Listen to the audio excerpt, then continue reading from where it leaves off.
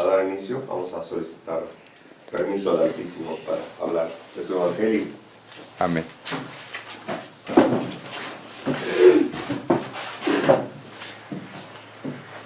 Padre nuestro que moras en el cielo, santificado es tu nombre. Aquí estamos, Padre, nuevamente en esta hermosa mañana.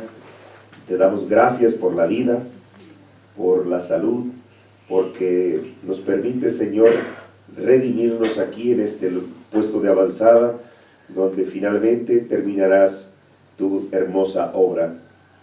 Señor, ayúdanos, danos sabiduría e inteligencia de lo alto para poder administrar este lugar, para atender a tu pueblo. Amén. Señor, te rogamos que viertas de tu Espíritu Santo y que tus santos ángeles también nos acompañen en el estudio de tu palabra. Danos, Padre, el discernimiento para poder entender dónde estamos parados en la historia profética. Por favor, acompáñanos, te lo agradecemos todo en los méritos sagrados de tu Hijo amado, a nuestro Señor Jesucristo, al la honra y la gloria por la eternidad de los siglos. Amén. Amén.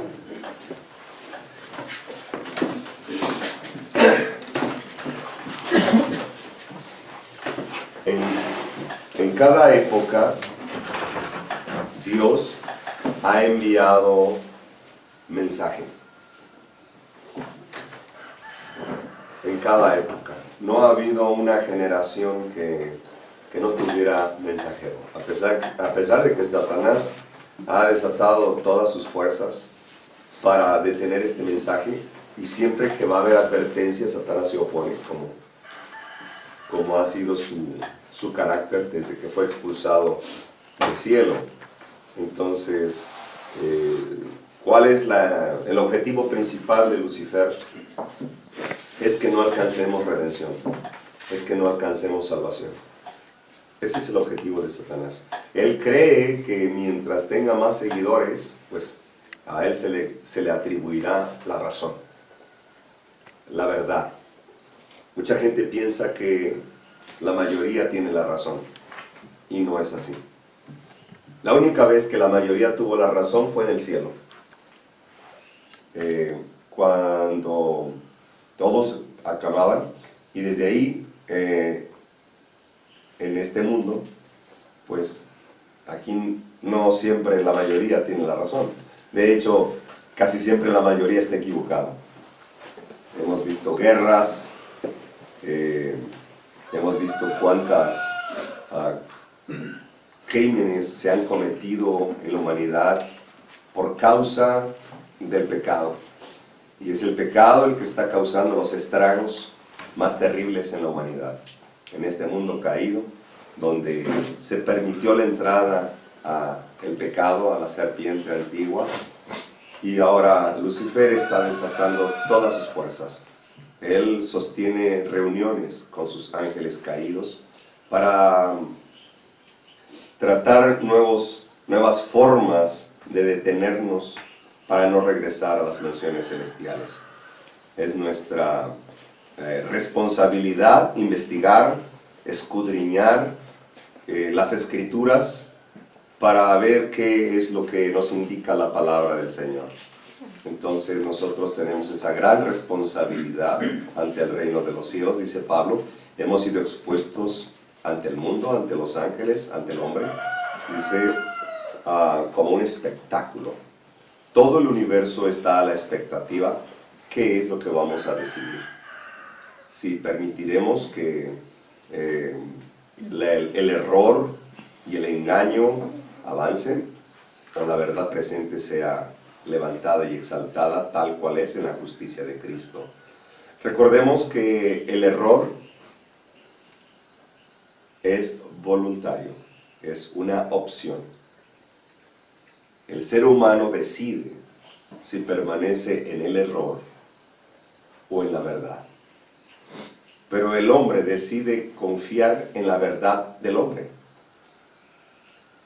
Y por eso hoy en día hay mucha dependencia de hombre con el hombre. Es decir, el pecador depende de su pastor o de su sacerdote. Si se lo quitas, en nada, pierde su identidad. El enfermo de su médico, y el médico también está enfermo. el que tiene problemas legales o jurídicos es su abogado, ¿no? Entonces el alumno, pues aún ya mayor, hoy en día depende de su maestro. Nunca fue así en la historia del Evangelio. Nunca fue así. Esta educación que tenemos hoy en día en las universidades, pues es mundana. No fue el plan de Dios así. Entonces la instrucción educativa de la verdadera ciencia de la educación cristiana inicia en los primeros años de la persona. Y ya instruye al niño en su camino, y aun cuando fuere grande no se apartará de él. Entonces, hoy en día el ser humano ha perdido su identidad. ¿De dónde viene? Y el que no sabe de dónde viene, no sabe a dónde va. Por eso el pueblo hebreo, el antiguo hebreo, en el desierto se perdió, porque 40 años estuvieron dando vueltas en su rebeldía y no encontraron el camino, cuando Dios se los había mostrado, pero ellos no mostraron humildad ni sencillez, por lo tanto fueron postrados en el desierto. Identidad. ¿Qué es la identidad?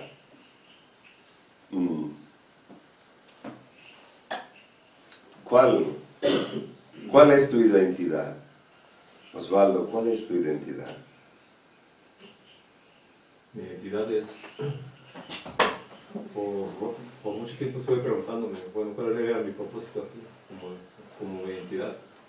Y hasta que, después de tanto estar pensando, porque pues yo pensaba que algo, una carrera, algo, iba a ser mi identidad, ¿no? Pero mi identidad es parecerme al ser semejante a Cristo.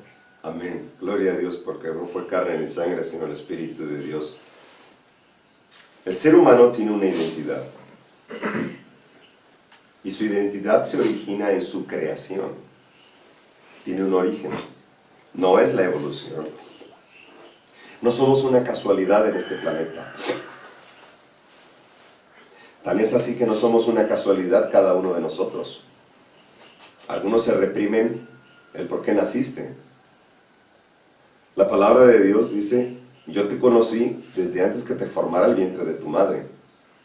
Mío eres tú, reclama el Creador. Fíjate, su propiedad. Mío eres tú. Yo te formé. Llevo tu nombre esculpido en mis manos.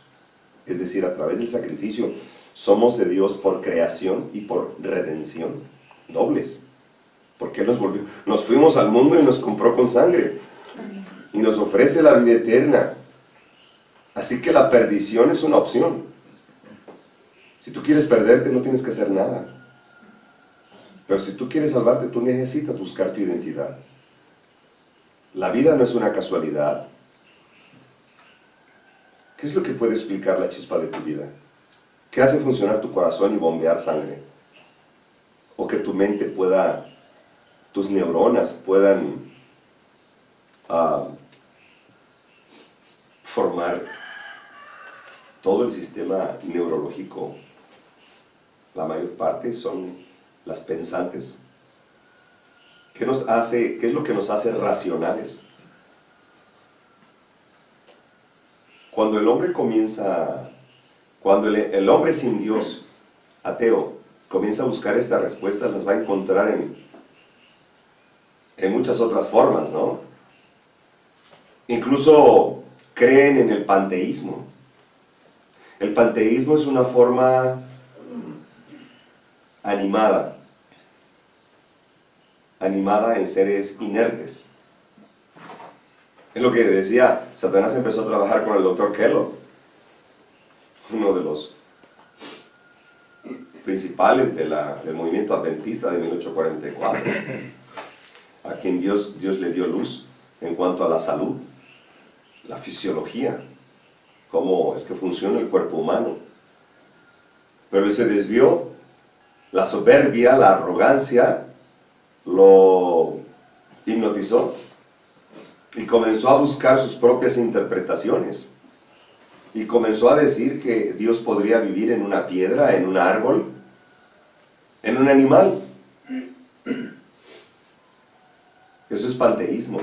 Es cierto que Dios está en todos lados, pero Dios habita en sus seres creados, es decir, racionales, en el ser humano. Porque los animales en su forma más inteligente no adoran a Dios. Por eso no podemos venir ni del mono. Y nosotros buscamos una razón, la razón de ser, nuestra existencia.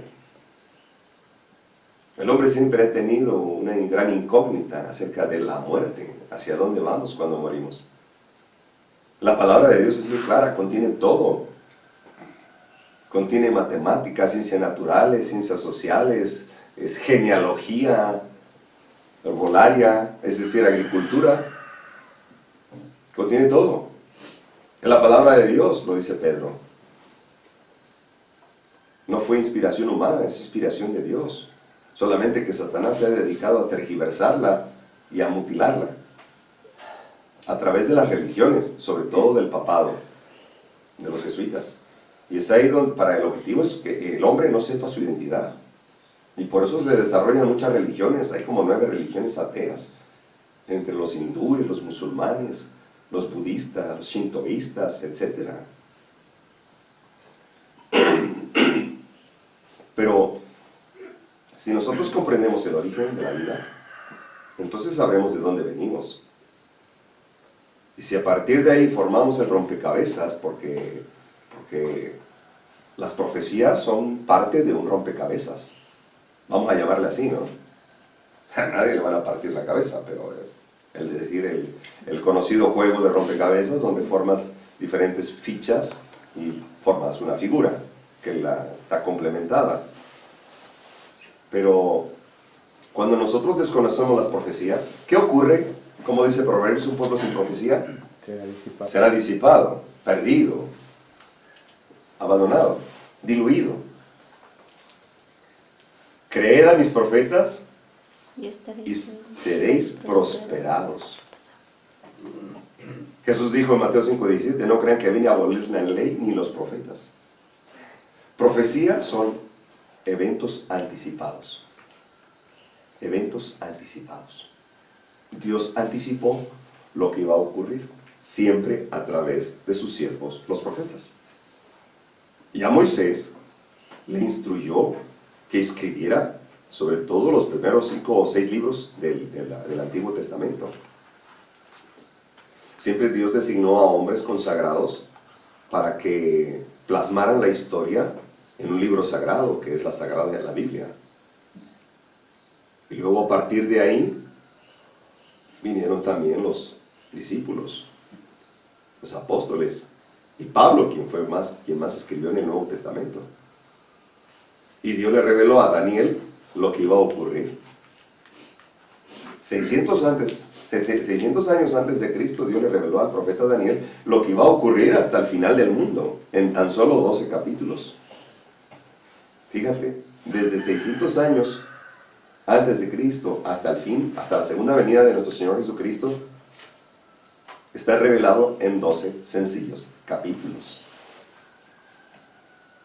Pero ocurre algo bien curioso, porque el ser humano que se dice ser cristiano nunca ha leído esta carta que Dios le envió. Dios te ama tanto que te envió una carta. ¿La has leído? Nos sorprenderíamos que la mayoría que quiere ir al cielo ni siquiera la ha leído. Qué ironía, ¿no? Pero nos gustaría ir al cielo. Pero, Señor, solamente los panes y los peces, por favor. Solo danos tu nombre para limpiar nuestro oprobio. Pero no queremos tu palabra, tus amonestaciones. Y siempre en la iglesia de Dios, siempre hay apostasía. Eso no hay duda. Oigan, desde el origen, la apostasía entró a través de Caín, ¿no? Él apostató de la fe. Y después del diluvio, a través de Cam y su descendencia, Cus. Y tenemos toda la descendencia de los ismaelitas, amorreos, eteos, hititas, filisteos. Entonces, ¿pero qué ha pasado? El pueblo de Dios de pronto se diluye. ¿Por qué? Qué hermoso Dios que aún nosotros en este continente americano, que no formábamos parte de la antigua Europa, de los 10 pueblos bárbaros, ¿cómo es que llega el Evangelio hasta nosotros? Qué impresionante Dios, el poder de Dios, que preserva la palabra para informarnos lo que va a ser, lo que va a ocurrir.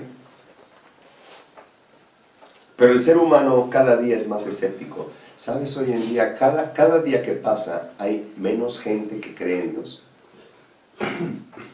Cada día que pasa, hay más ateos o paganismo.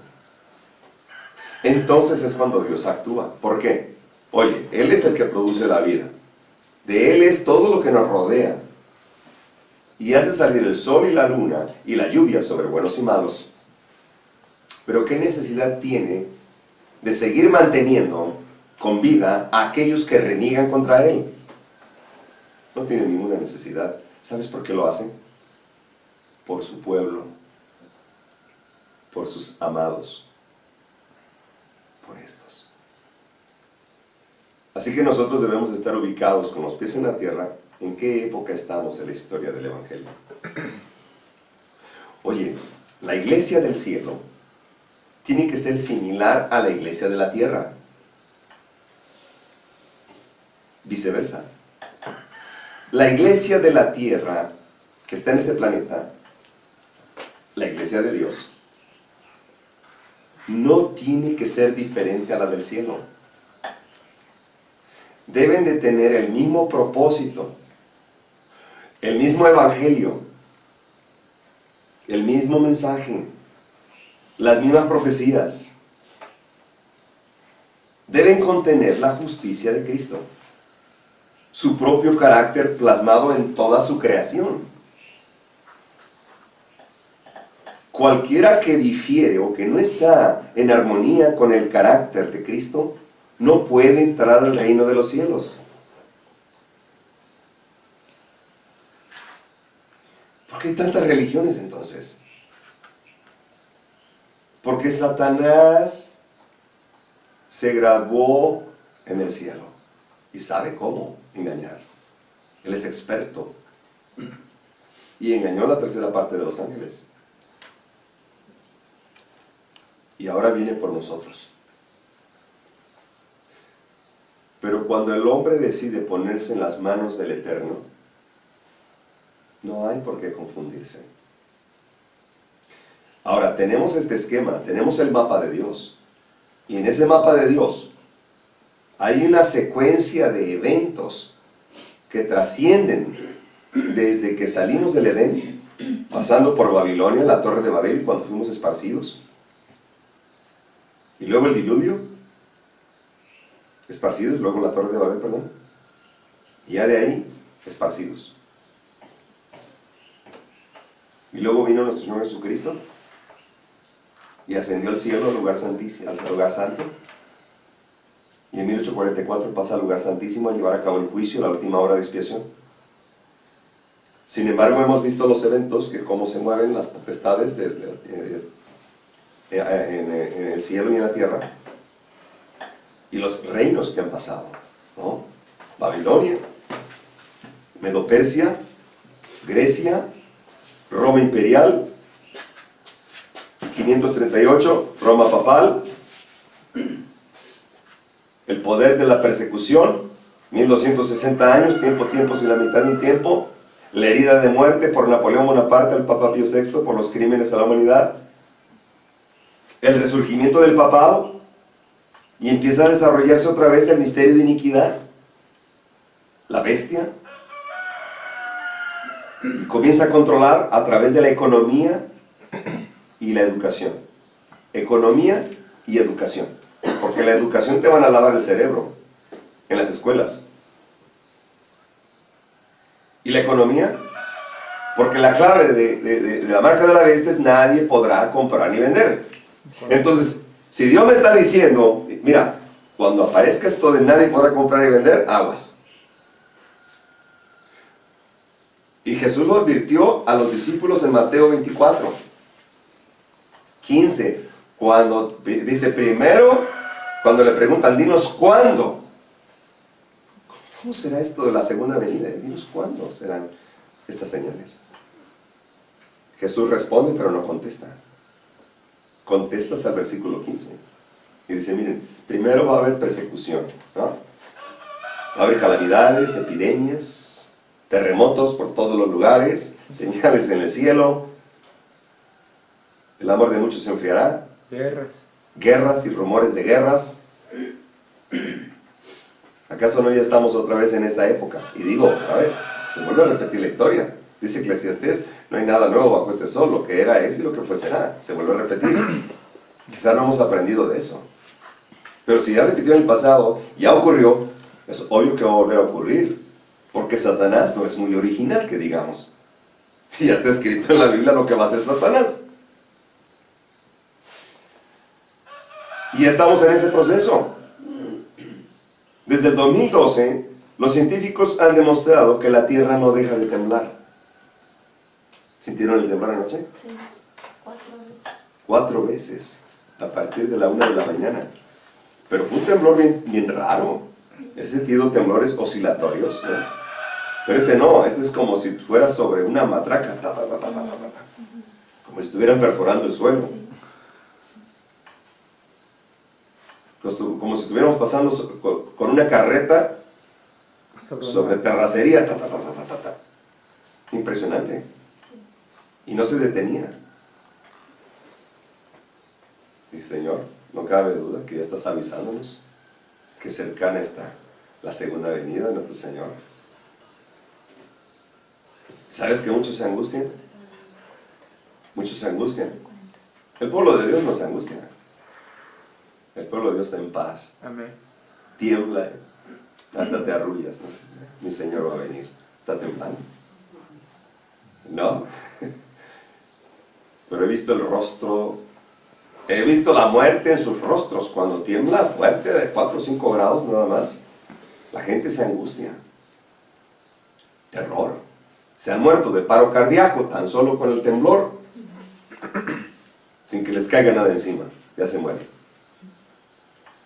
O hace poco escuché cerca de un tiroteo. Y en ese tiroteo hubo terrible confusión. La gente se aterró y una señora como que le dio un ataque así de histeria. Se quedó. Ahí vinieron a ayudar a sus familiares a calmarla. Pero ¿qué será cuando venga lo terrible? Jesús dijo estos principios de dolores. Eso les está advirtiendo que estoy a las puertas. Pero dice Mateo 24:15, cuando veas la abominación desoladora de la cual habló el profeta Daniel, el que lea entienda. El que lea entienda, dice. No dice el que dependa de su pastor. El que lea, el que comprenda, el que escudriñe la advertencia. Sabed que llegó tu hora, Jerusalén. La angustia de Jacob. Hermanos, casi el 99% de las profecías en la Biblia se han cumplido. El 99.9 es más. ¿Qué es lo que falta por cumplirse, Rafa? La ley dominical. Es todo. ¿Y sabes que estuvo a punto de aprobarse en mayo de 1888? Y Dios no la permitió porque no estábamos preparados.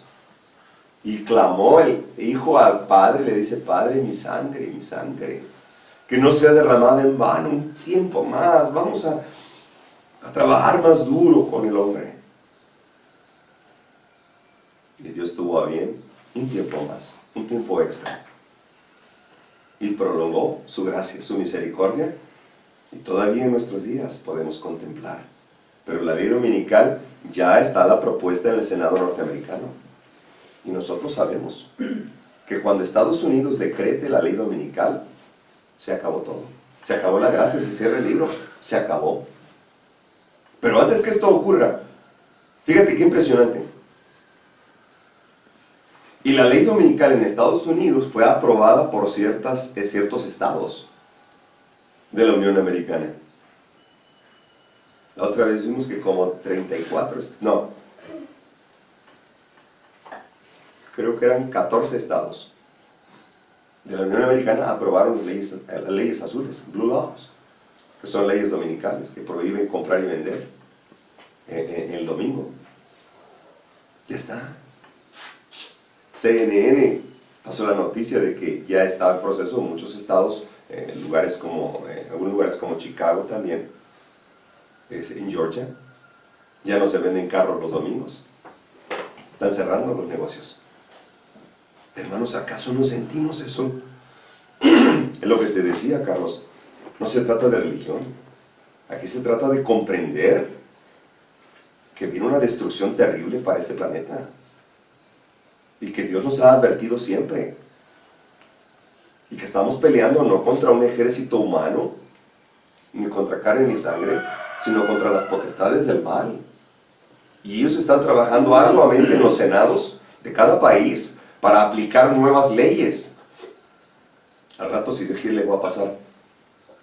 ¿Cómo es que en la República Dominicana ya están aprobando leyes impresionantemente restrictivas? Que los hoteles reporten cuando venga una persona, se registre y salga al gobierno.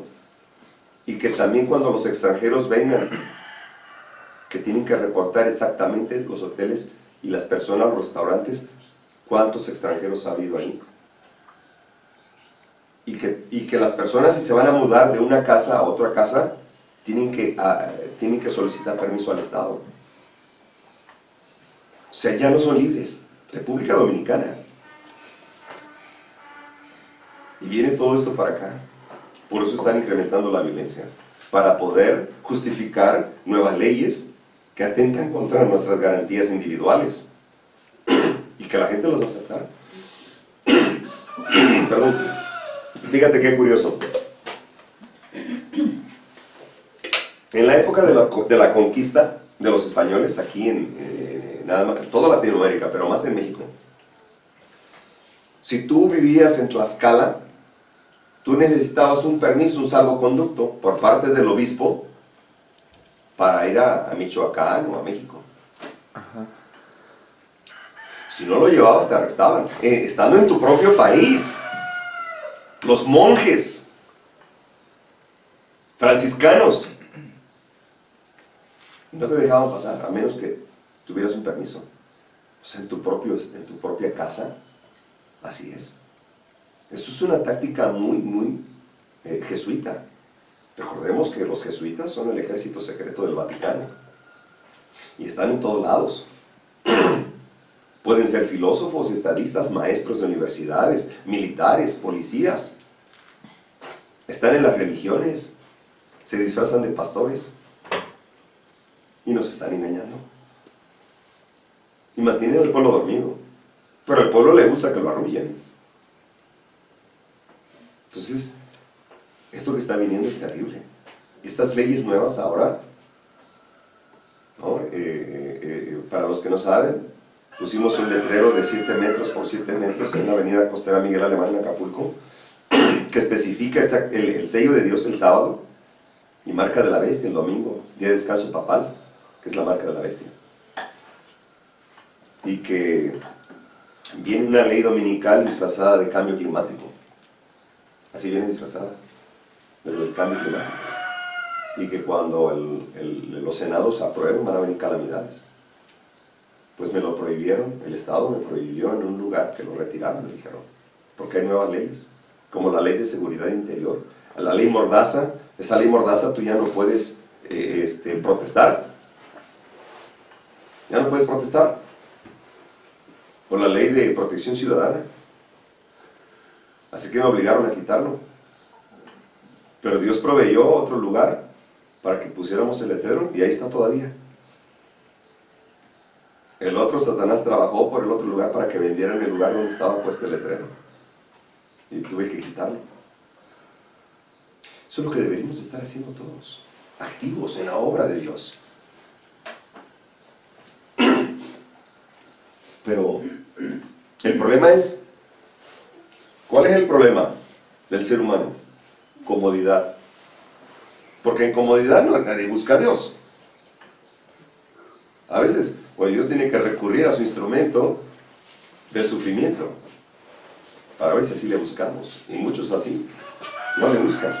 Vamos a leer el libro de Jeremías. Perdón. Capítulo 7. Jeremías 7.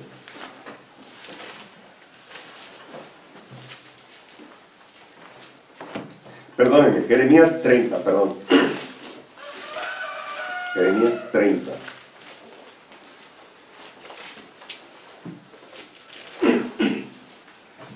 Palabra de Jehová de los ejércitos. Vino a Jeremías diciendo: así habló Jehová, Dios de Israel, diciendo: escribe en un libro todas las palabras que te he hablado. Porque he aquí que vienen días, dice Jehová, en que haré volver la cautividad de mi pueblo Israel y Judá, dice Jehová, y los traeré a la tierra que di a tus padres y la poseerán. Estas pues son las palabras que habló Jehová acerca de Israel y de Judá. Porque así dice Jehová: hemos oído voz, temblor, espanto y no paz. Preguntad ahora, y mirad si el varón da a luz. Porque he visto que todo hombre tenía las manos sobre sus lomos como mujer de parto, y se han tornado pálidos todos los rostros. Ah, cuán grande es aquel día, tanto que no hay otro semejante a él, tiempo de angustia para Jacob, mas de él será librado. Amén. Y será en aquel día, dice Jehová de los ejércitos, que yo quebraré su yugo de su cuello, y romperé sus coyunturas, y extraños no la volverán más a poner en servidumbre, sino que servirán a Jehová, a su Dios, y a David su rey, el cual les levantaré. Tú pues, siervo mío Jacob, no temas, dice Jehová, no te atemorices, Israel, porque he aquí que yo soy el que te salvo de lejos, y a tu simiente de la tierra de su cautividad, y Jacob volverá y descansará tranquilo, y no habrá quien le espante. Dice: porque yo estoy contigo, dice Jehová, para salvarte, y haré consumación en todas las naciones, entre las cuales te esparcí, pero en ti te haré consumación, sino que te castigaré con justicia. De ninguna manera te dejaré sin castigo, porque así dice Jehová: incurable es tu quebrantamiento y grave tu herida. No hay quien defienda tu causa para que seas sanado, y no hay para ti medicina eficaz. Todos tus amantes te olvidaron, no te buscan, porque de herida de enemigo te herí, y con azote de cruel, a causa de la muchedumbre de tu maldad y de la multitud de tus pecados. ¿Por qué gritas a causa de tu quebrantamiento? Incurable es tu dolor, porque por la grandeza de tu iniquidad y por tus muchos pecados te he hecho esto. Pero todos los que te consumen serán consumidos, y todos tus opresores, todos irán en cautiverio, y hollados serán los que te hollaron, y a todos los que hicieron presa de ti daré presa. Así que nadie sabe cuándo termina el tiempo de gracia. Nadie sabe. Vamos a ver muchas señales en cumplimiento, pero nadie sabe. Cuando el arca se cerró, pasaron 7 días. Sin embargo, los que estaban afuera no sabían que ya estaban muertos. No sabían. Todavía respiraban, estaban en sus orgías. 7 días más, pero ya estaban muertos en vida. Cuando se acabe la gracia, el ser humano no se dará cuenta que ya se acabó el perdón, que ya no hay intercesor ante el Padre y nosotros. Y va a ser demasiado tarde. Cuando venga la ley dominical, no empezamos a prepararnos. Ahí se va a ver de qué estamos hechos. Ahí. Muchos creen que cuando venga la ley dominical ya no vamos corriendo al campo y ya en automático recibes el sello de Dios. No, chiquitos. Así no es el asunto. La huida al campo, salir de las ciudades, nos fue dada la noticia en 1888, cuando estuvo a punto de aprobarse la ley dominical en el Senado norteamericano. Vivir en el campo para que desde puestos de avanzada nos preparemos, nos consagremos, sembremos nuestros propios alimentos y vayamos a amonestar a las ciudades. Cuando venga el decreto de muerte, hermanos, huir a las montañas ya es el siguiente paso de los que ya estamos en el campo. Pero muchos creen que en ese entonces abandonan la televisión, abandonan su trabajo, abandonan sus actividades. ¿Por qué? Porque ya es señal de huir a las montañas. Ya está la ley dominical, vámonos. Y le va a pasar lo mismo que a la mujer de Lot. Lo mismo. Entonces, lo que estamos experimentando nosotros aquí es precisamente una terrible confusión. Jamás un pueblo tuvo tanta luz como el movimiento adventista del séptimo día. Pero no el de ahorita, el de 1844. Para poder comprender lo que está ocurriendo y lo que Dios va a hacer, necesitamos retomar otra vez la historia. Investigar nuestro origen. ¿En qué creían los fundadores de este movimiento? Escudriñar el espíritu de profecía. Y ver qué nos indicó Dios. Ellos ya se quemaron las pestañas, ellos se desvelaban. Y nosotros hemos estado dormidos todo este tiempo, dependiendo de pastores y sentados en los templos calentando las bancas. Así no es el asunto. Cristo no nos llamó a calentar bancas. Cristo no nos llamó a vernos las mismas caras todo el tiempo, años. No. Él nos dijo, muévanse, vayan a traer almas para mi reino. Cuando veamos caer las 7 posteriores plagas, va a ser más terrible todavía.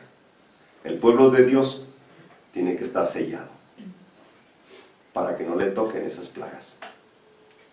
El sello de Dios nunca será puesto sobre la mente de un hombre o una mujer que sean impuros.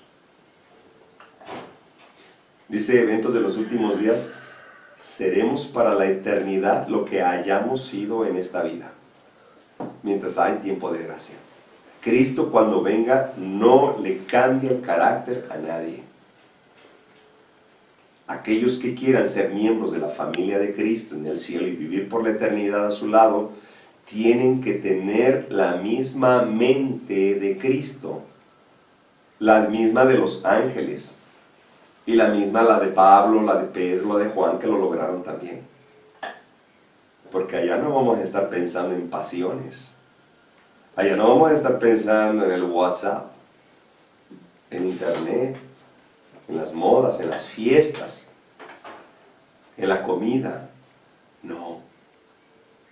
Allá tendremos que estar en plena adoración todo el tiempo. Pero nos vamos a gozar porque todos los días estaremos aprendiendo algo nuevo por la eternidad. Y ellos empiezan a trabajar aquí desde ahora. Así que en el mapa de Dios nos muestra que pues ya pasó casi todo, ya pasaron los imperios. Roma papal ya casi sana su herida. Pero para que venga el decreto de muerte, la angustia de Jacob, tiene primero que empezar calamidades. Van en aumento, van en aumento. Tan es así que la gente nos va a echar la culpa a nosotros por nuestra desobediencia a la ley dominical y nos van a culpar de que somos responsables de las calamidades que estarán cayendo. Y es así como se va a ir desarrollando. Dice el conflicto de los siglos, página 673. Finalmente se expedirá contra todos los que santifiquen el sábado un decreto que los declara merecedores de las penas más severas y autoriza al pueblo para que pasado cierto tiempo los mate. El pueblo de Dios se verá entonces sumido en las escenas de aflicción y angustia descritas por el profeta y llamadas el tiempo de apretura o de angustia de Jacob. ¿Cómo experimentó Jacob ese miedo cuando venía Esaú? Mira, Jacob se arrepintió de que él había mentido y que había engañado a Esaú, que Esaú vendió su primogenitura por un plato de lentejas. Mira cómo el apetito tiene que ver, pues ahí está en la perdición. Sí. Muchos dicen, no, el cielo no es comida. ¡Ja! Espérate, que el asunto del apetito tienes que dominarlo desde aquí. Ahora, cuando Esaú se arrepiente, según esto, porque él, aquella vez entonces lloró, pues, porque ya le habían quitado la primogenitura, ¿no? El padre había bendecido a Jacob porque fue engañado. Pero él no lloró por en realidad el significado de ser el primogénito, sino por las riquezas que había perdido. Él no se arrepintió. Bien, ¿ves? No tenía buena intención. Así que fue engañado Esaú y su hermano Jacob salió huyendo. Y ya cuando regresó, se dio cuenta que Esaú venía bien armado, con un ejército para matar a su hermano. Y entonces, ¿qué hizo Jacob? Tembló. Dijo, Señor, me viene a matar a mi hermano por lo que le hice. Y él traía a su familia. Había niños, había mujeres, había ancianos. Traía sus rebaños. Y esa noche, antes de rayar el alba, él peleó con el ángel fuerte, pensando que era el enemigo. Y cuando se dio cuenta que era un ser divino, se aferró a él y le dijo, tengo miedo, bendíceme, no te suelto si no me bendices. ¿Y qué dijo el ángel fuerte? Suéltame que raya el alba, tengo que irme. ¿Y qué dijo? No te suelto si no me bendices. Y le había tocado la pierna para que lo soltara y lo dañó. Fíjate nada más al puro toque. El poder de Dios. ¿Y qué hizo? Bueno, ¿por qué? Porque Dios vio el arrepentimiento genuino de Jacob. Y ese arrepentimiento enterneció a Dios. Cuando el hombre no se arrepiente, eso no le agrada a Dios. Dios es todopoderoso. Pero hay algo, Él tiene una debilidad. Tiene una debilidad Dios. El corazón contrito y humillado no lo puede rechazar. El decreto de muerte será promulgado antes de la tercera plaga, pues esto es el castigo por la causa del decreto de muerte. Dice el conflicto de los siglos, página 686.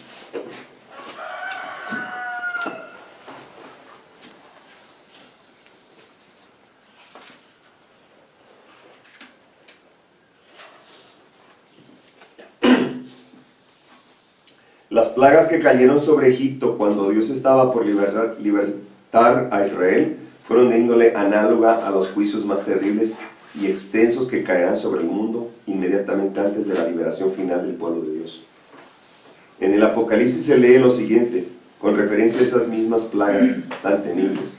Vino una plaga mala y dañina sobre los hombres que tenían la señal de la bestia y sobre los que adoraban su imagen. El mar se convirtió en sangre como de un muerto y toda alma viviente fue muerta en el mar. También los ríos y las fuentes de las aguas se convirtieron en sangre. ¿Sabes qué? Porque Satanás está detrás de esto de la privatización del agua.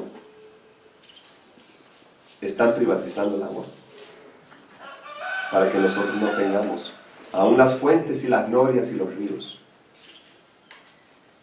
Oh, mira, Satanás está detrás de todo esto. Por eso Dios se las va a convertir en sangre.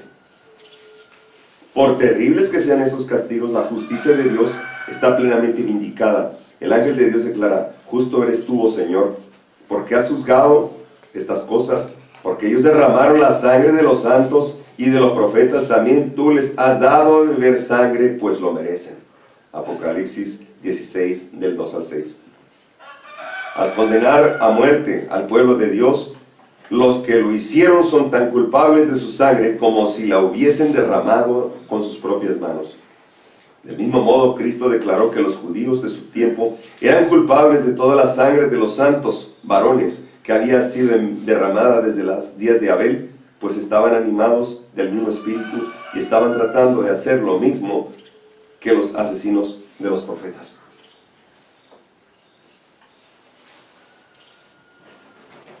Así que Dios tiene en su mapa acerca del tiempo de angustia de Jacob y el decreto de muerte después de la segunda plaga.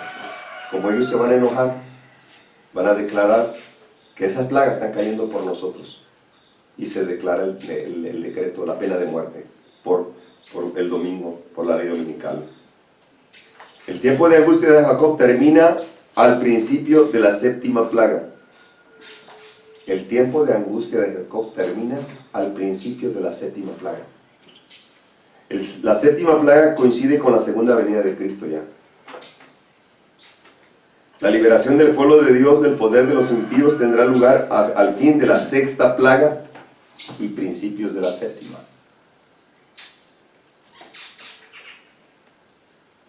Elena G. de White compara la experiencia de Jacob cuando lucha con el ángel con la experiencia del pueblo de Dios durante el tiempo de angustia. O sea, nosotros tenemos en esa angustia aferrarnos a decirle a Dios, bendícenos. Aferrarnos a Dios. La noche de aflicción de Jacob, cuando luchó en oración para ser librado de manos de Saúl, está en Génesis 32, 24 al 30, representa la prueba por la que pasará el pueblo de Dios en el tiempo de angustia. Página 674.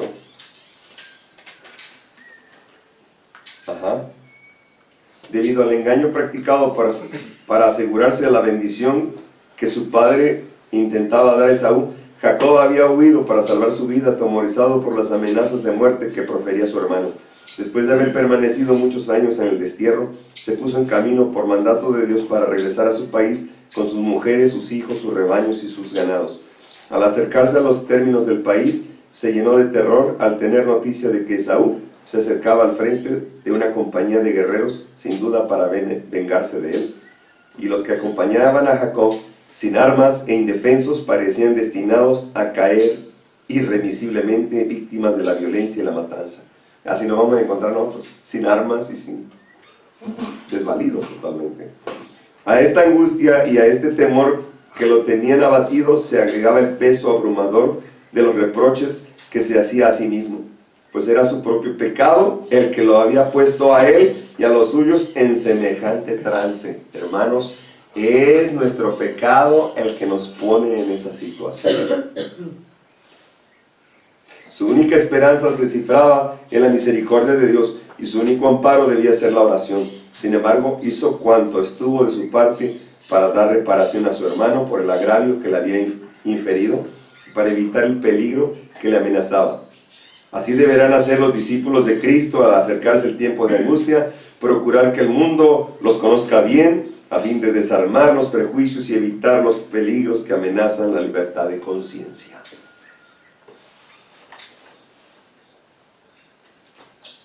Así que en esa lucha ha de haber sido tremenda, ¿no? Como Jacob exigió una bendición.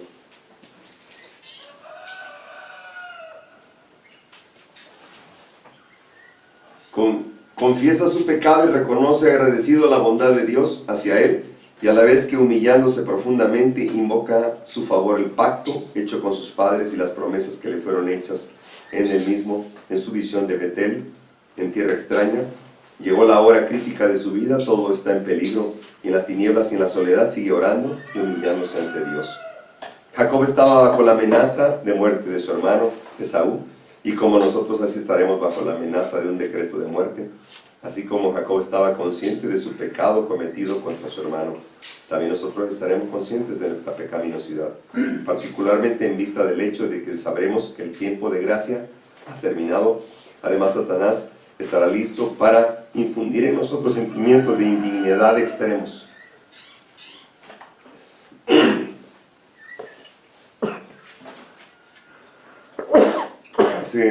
Mientras Satanás acusa al pueblo de Dios, haciendo hincapié en sus pecados, el Señor le permite aprobarlos hasta el extremo.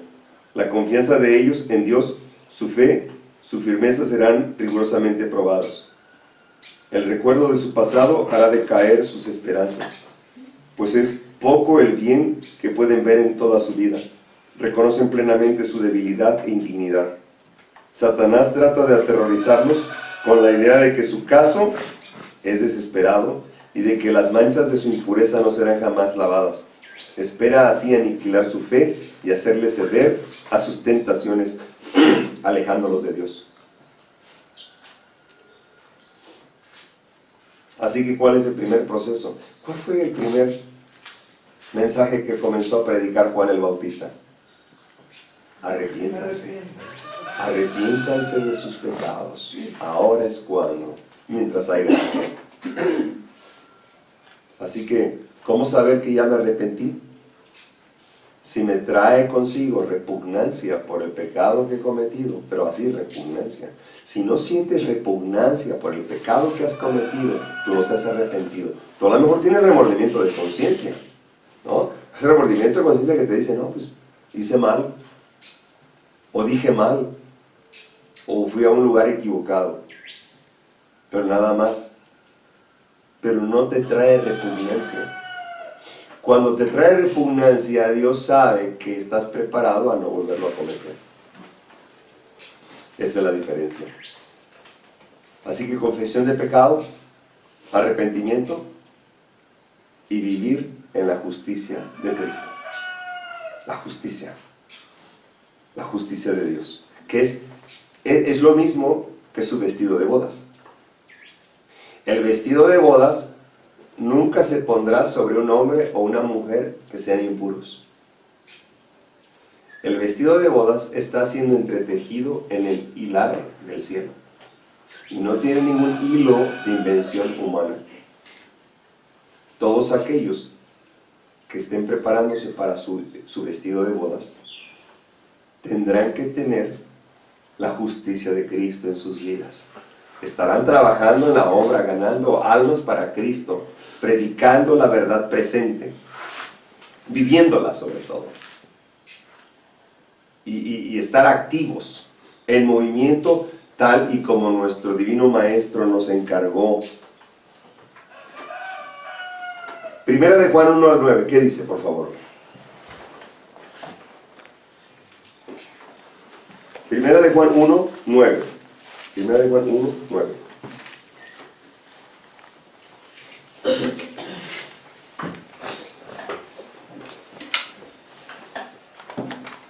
Dice así: si confesamos nuestros pecados, Él es fiel y justo para que nos perdone nuestros pecados y nos limpie de toda maldad. Amén. Amén. Amén. Miren, cuando Dios nos perdona nuestros pecados, no los borra. Ahí los tiene en el libro de las memorias. ¿Por qué no los borra?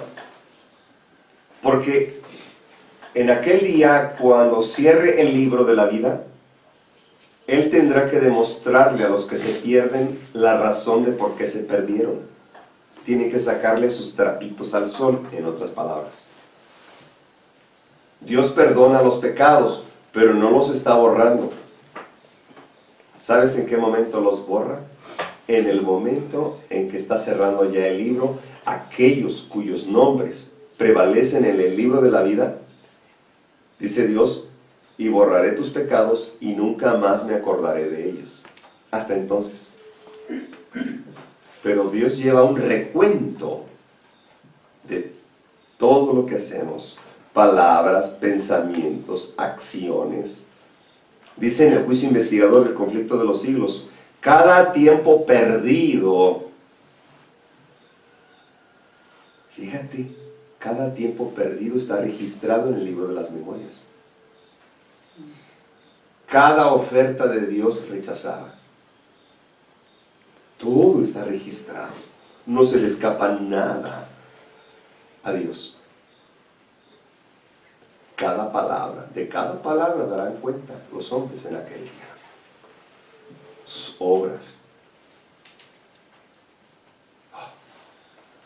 Oh, hermano, cuando pienso en eso, tiemblo. Son muchos mis pecados. Primera de Juan 2:1, ¿cómo dice? Primera de Juan 2:1.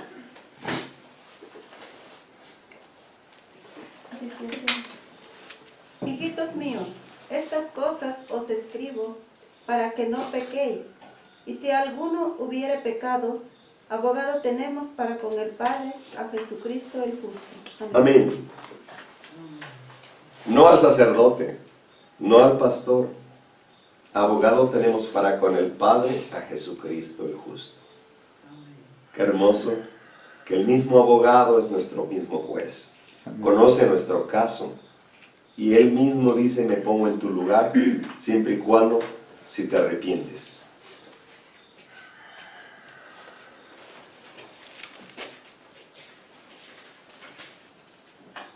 Todos, dice el conflicto de los siglos, el tiempo de angustia, todos los que tratan de excusar o ocultar sus pecados dejándolos sin confesar y sin haber sido perdonados en los registros del cielo serán vencidos por Satanás. ¿Escucharon esto? Cuando más exaltada sea su profesión y honroso el puesto que desempeñen, tanto más graves aparecerán sus faltas a la vista de Dios. Y tanto más seguro es el triunfo de su gran adversario. Los que tardan en prepararse para el día del Señor no podrán hacerlo en el tiempo de la angustia ni en ningún momento subsiguiente.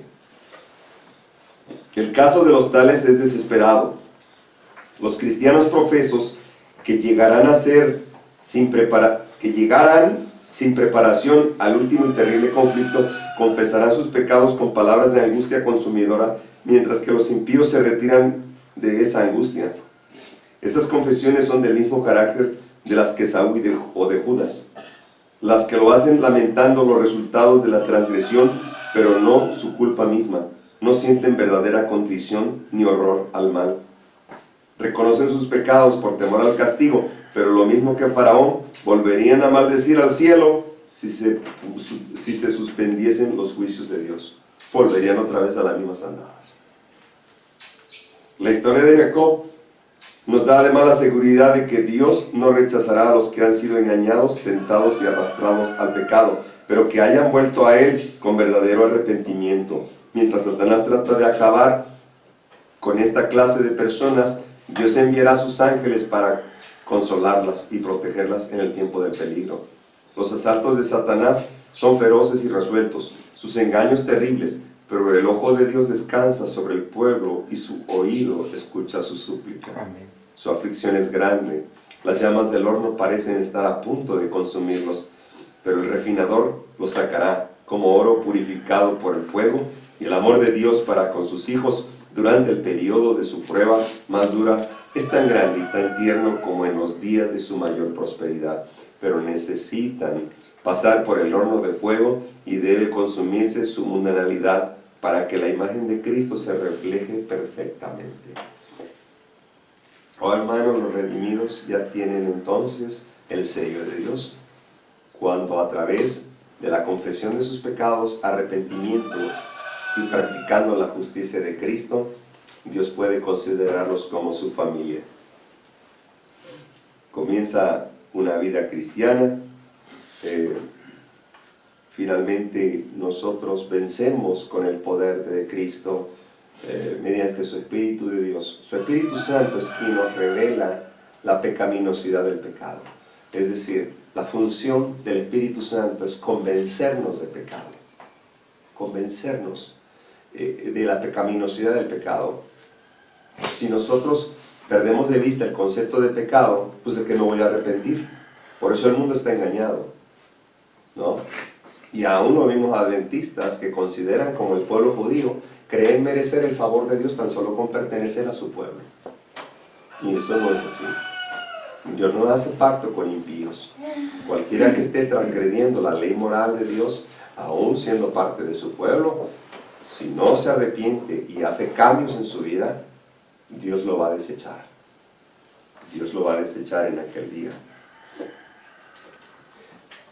Es importante comprender que si hemos de estar de pie delante de Dios en el tiempo de angustia de Jacob, debemos rogar que su justicia cubra nuestros pecados confesados de la misma manera como lo hacemos ahora, y que ella será nuestra seguridad de salvación. Entonces, tal como lo es hoy, entonces seremos semejantes a Él para mirarle cara a cara. Cuando Cristo aparezca en las nubes de los cielos, y recuerden, las nubes no son de vapor, las nubes son huestes de ángeles. Por eso se describe como viene sobre las nubes, pero viene sobre nubes de ángeles. Para entonces el pueblo ya debe de estar con la mente de Cristo. Con la mente de Cristo, no con las pasiones humanas, no con las preocupaciones terrenales. No. Ya, la mente debe de estar preparada para que podamos verlo cara a cara, porque no hay mortal que esté practicando el pecado y pueda mirarlo, porque su gloria es fuego consumidor y su misma presencia va a destruir a aquellos que no han hecho cambios en sus vidas. Estamos desarrollando una relación tan íntima como con Jesús ahora, que pueda soportar el cansancio, el dolor y la tardanza durante las horas más oscuras de la historia de la tierra. Estamos desarrollando tal fe en la hora que pueda permanecer inconmovible, aun cuando todo medio humano y visible sea de apoyo a la vida se nos quitará.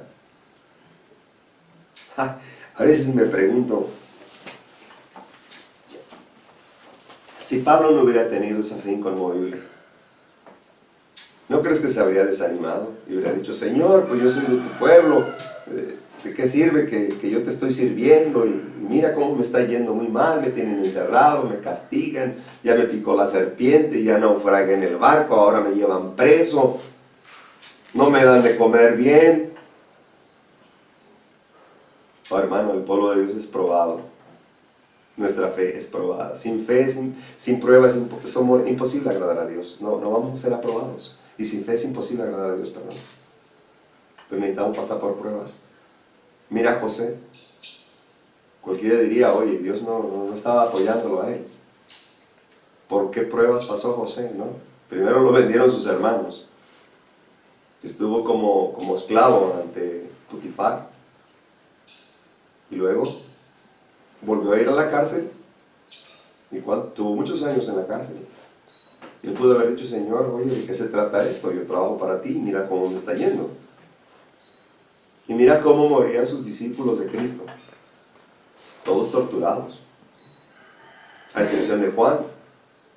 Juan fue sacado del aceite hirviendo, ¿no? Y mira, pues fue, creo que el único de ahí para allá, todos sufrieron martirio. Martireo, significa testimonio. Dios utiliza a mártires para que los demás seamos alcanzados por medio de esos mártires. Si no hubiera mártires, Dios no alcanzaría a otros. Así que Dios requiere que nosotros nos ofrezcamos como un sacrificio también. Que nos presentemos como mártires. Y nos van a perseguir y nosotros no debemos maldecir a nadie de los que nos están martirizando. ¿Será que estemos preparados para ese momento? Cuando nos estén golpeando y torturando por Cristo, por nuestro Señor. ¿Será que nuestra fe será inconmovible? Me pregunto si estaremos listos para entonces. Estamos manteniendo nuestra experiencia de justificación. Estamos viniendo a Cristo cada día pidiéndole que nos convenza de los pecados que necesitamos confesar. Y cuando Él nos revela, venimos en busca de la transformación de corazón que se requiere para confesar, aun aquellos que consideramos imposibles de confesar y cambiar. ¿En qué tiempo vivimos?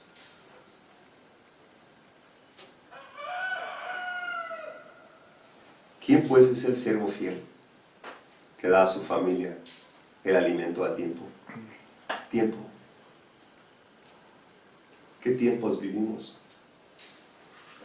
Estamos entrando apenas en el tiempo de angustia. Estamos entrando ya. Estamos en la última etapa de la humanidad. Estamos en el juicio investigador, que está a punto de terminar. Y nosotros no hemos logrado almas para Cristo, ni siquiera la nuestra. Dios tiene controversia con su pueblo, porque ha permanecido inmóvil, porque ha permanecido confiado que merece el favor de Dios, practicando el pecado y sin estar consagrados. ¿Estaremos listos para aquel día? Eso debemos preguntarnos. Las profecías casi se han cumplido todas. Y el juicio está en proceso, pero el pueblo de Dios está dormido. Perdón, no está dormido, está roncando. No estamos ganando almas para Cristo. no hemos hecho cambios en nuestras vidas. Así que el Señor, en su misericordia, nos hace un llamado, que busquemos a Cristo mientras pueda ser hallado. Amén. Llegará un momento en que no podremos ya hacerlo, pero no nos vamos a dar cuenta cuando se acabe la gracia. Cuando se cierre el libro de la vida y el juez justo y divino diga, consumado es. El que es sucio siga ensuciándose. El que es justo justifíquese todavía. El que es santo santifíquese más. Ya no habrá otro tiempo de gracia. Seremos para la eternidad lo que hayamos sido en esta tierra, en esta vida, en esta sociedad. Los que hemos de ir a dormir, tendremos que despertarnos con el último pensamiento. Porque el que va a dormir, el que muere, se va con el último pensamiento. En aquel día se van a despertar los soldados buscando su fusil, el asesino buscando a su víctima, el pecador acariciando su pecado y buscando su pasión. Pero el verdadero Hijo de Dios se levantará mirando hacia el cielo, a ver si ya es hora. Amén. Cuando Cristo aparezca desde Orión, esa luz que se va diciendo se va a hacer más grande y más grande. Oh, terrible va a ser ese momento, cuando aquellos que no logren serán hallados fallos, y todo ojo le verá, y los que le traspasaron. Ahí estarán los malos y los que no creyeron en Cristo. Y los muertos en Cristo resucitarán primero. Y los que estén vivos, los que hayan permanecido, serán levantados juntamente en el aire. Y por medio de los ángeles serán llevados a la presencia de su Señor. Estaremos listos. Eso es lo que debemos preguntarnos esta mañana. ¿Estaré listo si Dios me llama a dormir?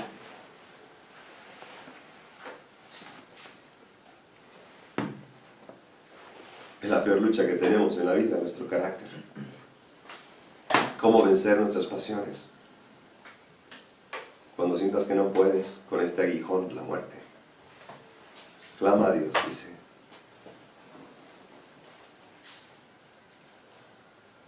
Él venció la muerte. Clama a mí, dice el Señor. Clama a mí. Por cuanto eres débil, eres fuerte, dice.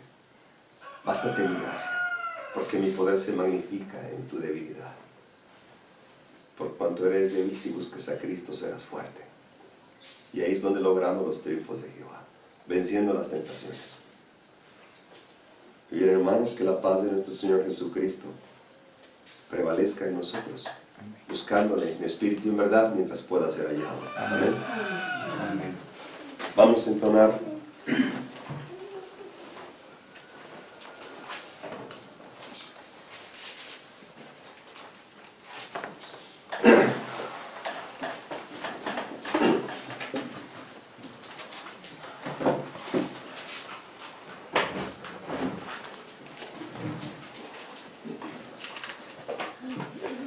¿306?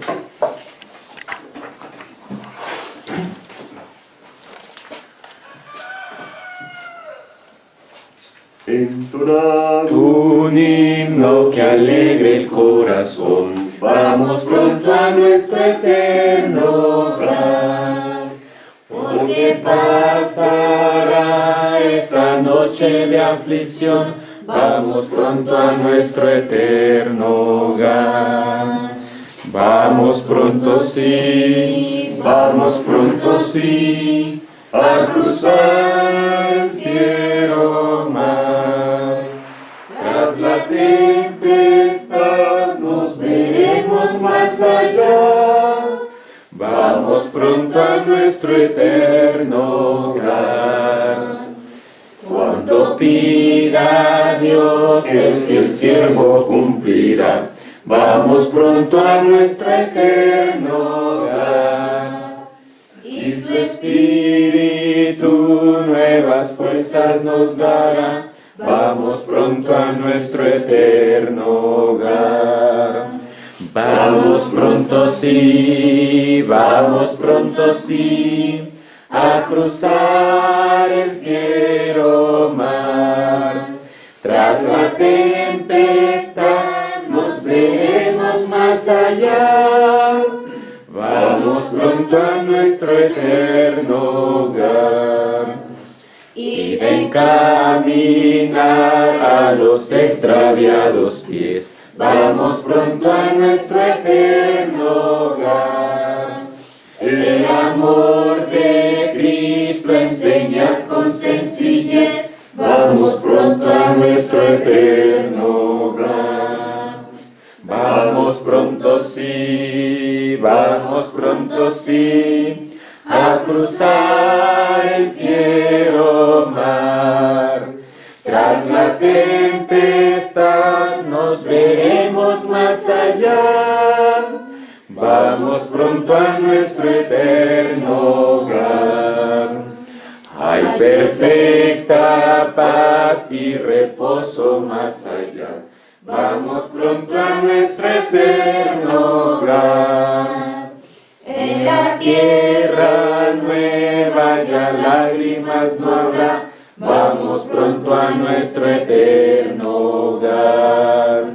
Vamos pronto sí, a cruzar el fiero mar.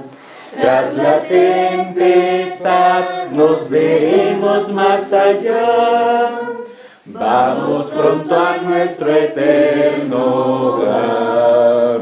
Amén. Amén. Así que preparémonos para nuestro eterno hogar. Vamos a dar gracias.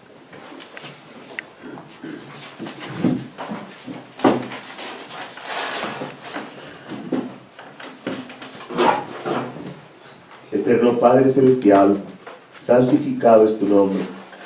Señor, perdona nuestros pecados. Ayúdanos a hacer cambios. No retires tu espíritu, Padre. No retires tu espíritu de nosotros, porque entonces quedaremos desvalidos, desprotegidos. Ya no podremos comprender la pecaminosidad del pecado. Danos fortaleza, Padre. Ayúdanos a recuperar tu santa ley. Amén. Y levantarla en alto para mostrarle al mundo que tú nos has enviado. Que la fe del movimiento adventista del séptimo día desde 1844 hoy va a retomar otra vez fuerzas, porque sabemos que el tiempo se está terminando. Ayúdanos, Señor, a ir también a los gentiles, a compartirles las buenas nuevas de salvación. Ayúdanos, Señor, prepáranos para que podamos ser vasijas útiles, instrumentos agradables a tu presencia, que puedas alcanzar a tu pueblo a través de nosotros y puedas, Señor, manifestar tu justicia también. Señor, no somos dignos, hemos pecado contra ti y reconocemos que somos polvo. Pero Padre, si tú nos prestaste el soplo de vida, ahora, Señor, que nos has puesto en las mentes el despertar, prepáranos entonces. Padre, te rogamos una oración especial por nuestros pacientes. Tenemos enfermos en la casa, pero Señor, tú eres el médico divino. Amén. Nosotros somos necios, solo somos instrumentos tuyos, pero tú eres el que da la salud y la salvación. Padre, si perdona nuestros pecados, podremos ser sanados. Si tú quieres, Señor, así será. Y como te pertenece toda esta propiedad y todo el universo, Señor, ministra tú en nosotros, porque nos has estado redimiendo de diferentes lugares para ponernos a cuentas, para hacer cambios en nuestras vidas. Así que, Señor, gracias por tu propósito, es muy bueno y noble, manifiestas realmente tu carácter de amor. Acompáñanos, Señor, en las actividades de este día y permanece con nosotros y tus santos ángeles acampen en derredor y nos protejan. Porque te lo rogamos en el nombre sagrado de nuestro amado Jesucristo. Para Él es la honra y la gloria por la eternidad de los siglos. Amén. Amén. Amén.